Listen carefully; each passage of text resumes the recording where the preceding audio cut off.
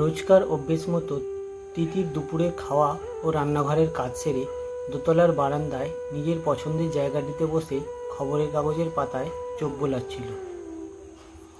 হঠাৎ করেই পাশের বাড়ির বোসগিন্নির বাজখাই গলাটা ভেসে এলো। আরে বাবা, বলছি তো কিছু লাগবে না, যাও তো বাপু, এই ভর দুপুরবেলা একটু জিরোতেও পারবো না তোমাদের জ্বালায়। কোথাও কিছু নেই, এসে অমনি কলিং বেল বাজিয়ে ঝাঁটা নেবে, তেঁতুল নাও, নারকোল নাও করে দিল কাঁচা ঘুম ভাঙিয়ে।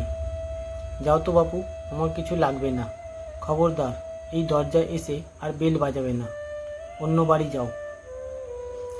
বলেই সজোরে দরজাটা প্রায় মুখের ওপরেই বন্ধ করে দিলেন। তিতির এতক্ষণ সবটুকু বারান্দা দিয়ে দেখছিল। সে এই ফেরিওয়ালি মহিলাটিকে চেনে, প্রায়ই আসে এ পাড়ায়। তাকে দেখে বড় মায়া হলো তিতিরের। সে দ্রুত পায়ে নেমে এসে দরজা খুলে ফেরিওয়ালি মহিলাটিকে ডাকে, শোনো।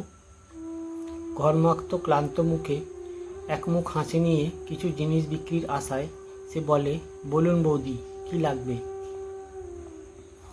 তিতির তাকে ডেকে বসার ঘরে বসতে বলে, আর ফেরিওয়ালি ততক্ষণে তার গাঁটটি খুলে বসেছে। ভালো নারকোল আছে, নেবে বৌদি? তিতির তাকে বসিয়ে ঘরের ভিতরে যায়। কিছুক্ষণ পরে হাতে একটা ট্রেতে ঠান্ডা লেবুর জল ও কয়েকটা তরমুজের টুকরো প্লেটে নিয়ে তাকে খেতে দেয়। প্রথমে ইতস্তত করলেও এই গরমের দুপুরে তিতিরের দেওয়া খাবারগুলো খেয়ে তার প্রাণটা জুড়োয়। তিতির বলে, শোনো, এ পাড়া এলে আমাদের বাড়ি এসো, তাতে আমি জিনিস নিই বা না নিয়ে থাকি, তুমি এসো কিন্তু। এত কষ্ট করে বাড়ি বাড়ি ফেরি করে বেড়াও, তো একটু জিরিয়ে নিও এসে এই গরমে, তেষ্টাও তো পায় তোমার। ফেরিওয়ালি কৃতজ্ঞতা সুরে বলে, সে আর তোমার মতো কজন বোঝে বলো, আমরাও যে মানুষ সে তো তারা মনেই করে না। এক অস্ফুট কষ্টে তিতিরের মনটা ভার হয়ে ওঠে।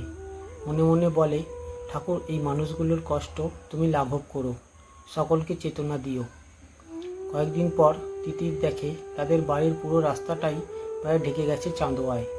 তাদের দরজার সামনে খুঁটি পুঁতছে কয়েকজন লোক। তিতির কিছু বলতে যাবে এমন সময় বোসগিন্নি বলে ওঠেন, তোমাকেই খুঁজছিলাম, কাল আমাদের গুরুদেব আসবেন, পাঠ হবে, সঙ্গে নরনারায়ণ সেবা দেব, তোমাদের সপরিবার নিমন্ত্রণ রইল, এসো কিন্তু, তার জন্যই এত সব আয়োজন।